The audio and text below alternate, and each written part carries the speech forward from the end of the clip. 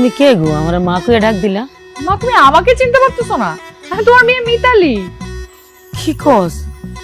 আমার মায়ের তো কুচকুচে কালা, আপনার তো ফর্সা। বিদেশে যে 2 হাতে টাকা কামাইছি, তারপর ফসার ইনজেকশন দিয়ে ফসা হয়েছি।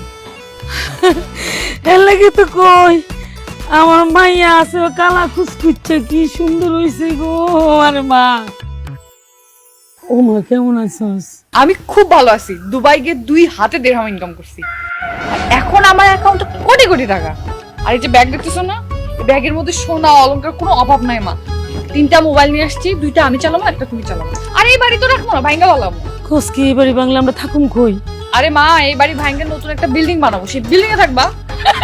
কি কর? তুই আমার এই বাড়ি ভাঙ্গে বিল্ডিং বানাই দিবি? আল্লাহ রে, আমার তো খুশিতে নাচতে ইচ্ছে করতেছে। আগে ওই কামরুল খয়রাতিরে ডিভোর্স দেই, তারপর যখন নতুন বিয়ে করবো আমরা বিয়ে বানাই। আল্লাহ দোহাই লাগে, তুমি 10 কথা কত, এই কথা কই না যে তুমি আমার ডিভোর্স দিবা। আমি না অতীতে সব কিছু ভুলে গেছি, তুমিও ভুলে যাও, আসো আমরা একসাথে আবার সংসার শুরু করি। এই ফকিন্নি, তুই কিভাবে ভাবলি যে আমি তোর সাথে সংসার করবো আবার? হ্যাঁ, আমি এখন সুন্দরী, কোটি কোটি টাকার মালিক, তোর মতো জাত খয়রাতির সাথে আমার এখন সংসার করার কোনো ইচ্ছা নেই। তুই আমাকে ওই বাড়ি থেকে লাঠি মেরে বের করে দিছিস, এখন তুই কিভাবে ভাবলি যে ওই বাসায় আমি আবার ফেরত যাবো? আর ওই বাড়িতে ফিরে যাওয়া লাগবো না, তোমার জন্য আমি শহরে একটা সুন্দর নতুন বাসা নিব, ওই বাসায় তুই আর আমি থাকবো। বউ, তুমি আমার উপর রাগ করো না, আমার সকল অপরাধের জন্য আমি তোমার কাছে মাপ চাইতেছি, তুমি আমার মাফ করে দাও, তুমি আমার স্বামী হিসেবে মেনে নাও। জীবনেও মাইনা নিব না, তুই যে আমার স্বামী এটা তো আমি ভুলেই গেছি। এখন আমার জীবনে আসবে নতুন কেউ, তুই আউট।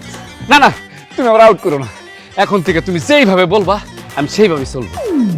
তুমি উঠতে গেলে উঠবো, বসতে গেলে বসবো, আর আমার আব্বারে দিয়া ভাত তরকারি যা আছে সব রান্না করাবো, আর এই বাড়িতে যত কাজ আছে সব আমার আব্বারে দিয়ে করাবো, তোমার কোনো কাজই করতে হবে না।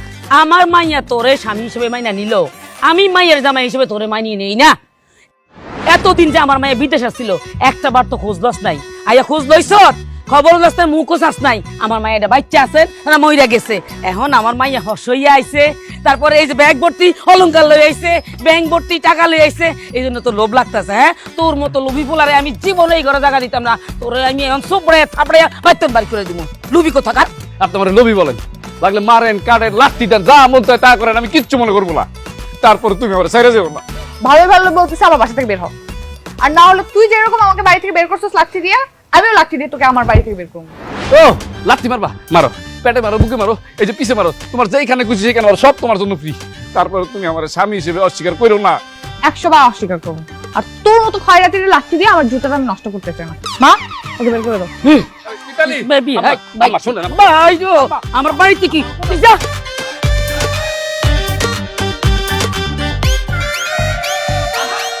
আম্মা, আম্মা দরজা খুলেন, আম্মা, আম্মা, আম্মা। যেইভাবে হোক মিতালির রাগ ভাঙ্গাইতে হইব, নাইলে ওর টাকা পয়সা স্বর্ণ গহনা সৌন্দর্য সব আমার আচ্ছা হয়ে যাব। আব্বা, আব্বা কই? আব্বা!